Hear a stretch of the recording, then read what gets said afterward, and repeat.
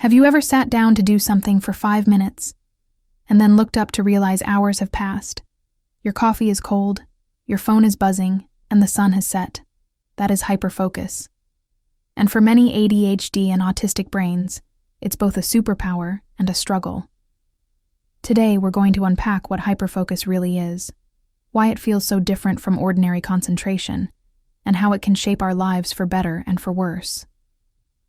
Hyperfocus is often described as getting lost in the zone, a deep tunnel where distractions fall away and every ounce of attention locks onto one task.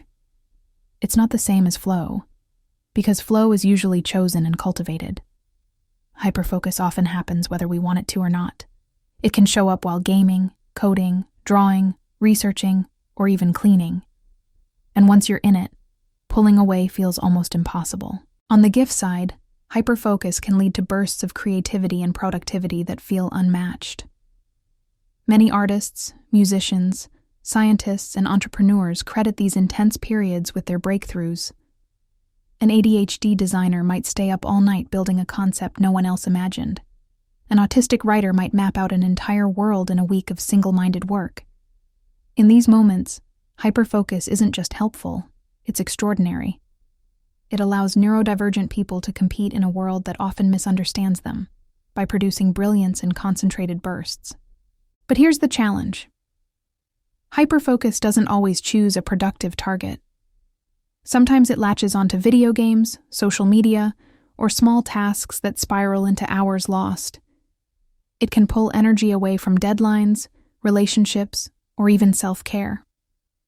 Suddenly, the same brain that created something amazing yesterday is the same brain that forgot to eat or missed a meeting today. And that's where guilt creeps in. Another challenge is the transition. Shifting out of hyperfocus can feel like being woken from a dream.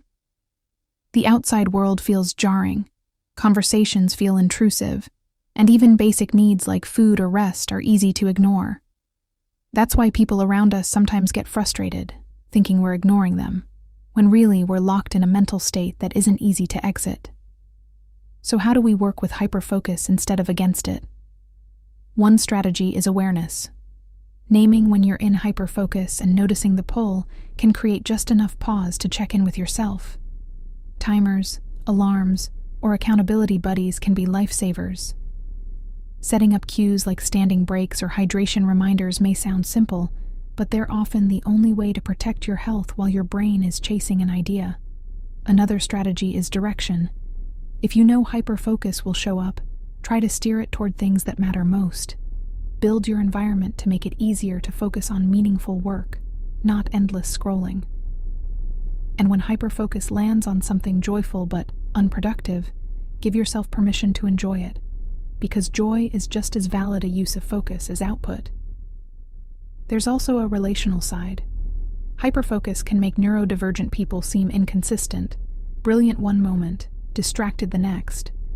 Explaining to loved ones what hyperfocus feels like can ease misunderstandings. Instead of saying, "You never listen," they might understand, "You get stuck in a focus tunnel, and we need to find a way to reach you." Small shifts in language can protect relationships while honoring the reality of your brain.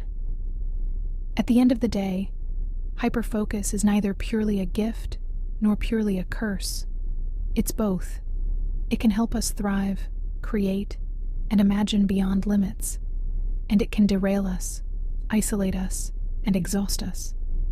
The truth lies in balance, learning when to ride the wave and when to step back before it sweeps you under. So here's your takeaway today. Hyperfocus isn't about weakness or willpower. It's about wiring. And when we stop shaming it and start working with it, we unlock its gifts while protecting ourselves from the pitfalls. If this resonates with you, share your own hyperfocus stories in the comments. What's the best thing you've created while lost in the tunnel? And what's the funniest or hardest moment you've had when hyperfocus took over?